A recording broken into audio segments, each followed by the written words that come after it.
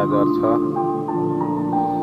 अब यसपालि पहिलोचोटि हो, पहिलोचोटिको प्रयास त सफल भयो भने अर्कोचोटि यो चाहिँ चम्सुर हो। यो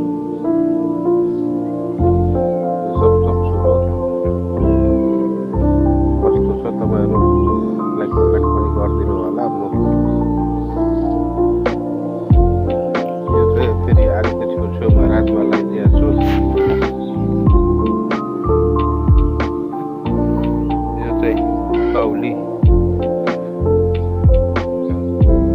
यो सबै काउली हो। टमाटरमा सक्सेसफुल हुन सकिनँ छ। टमाटर पनि आफ्नो पैसाभरि आफ्नोलाई पुग्ने खालको चाहिँ हुन्छ होला, तर बेच्न लायकको त मेरो कुनै पनि छैन।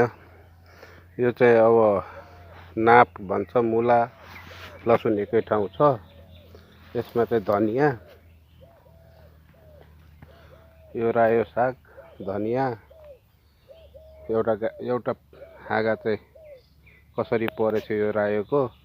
अनि यो यता चाहिँ भन्टा, बैगुन भन्छ, भन्टा भन्छ, के भन्छ। यो चाहिँ यो अहिले मेरो परीक्षण काल हो।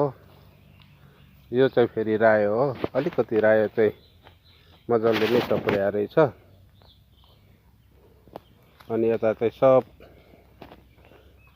मुला हो, मुला। यता चाहिँ अब सिमीको झ्याङ रहेछ, सानो सिमी, रातो सानो बोटरा सिमी भन्छ, खै के सिमी हो यस्तो है। यो चाहिँ आलुबारी, आलु यसपालि मैले 40 किलो मात्र रोपेको छु। अब हेरौँ कस्तो हुन्छ।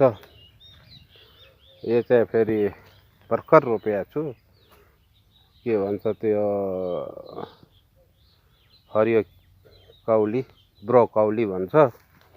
अब यसमा चाहिँ तयारी छ प्याजको लागि। अब सबै यो यस्तै हो, अलिअलि मेहनत गरेको छु। करिब दिनभरिमा 1 घन्टा चाहिँ म मेहनत गर्छु बारीमै। 1 घन्टाको यो दिनको 1 घन्टाको परिश्रम हो यो। हेर्नुहोस् है साथी हो।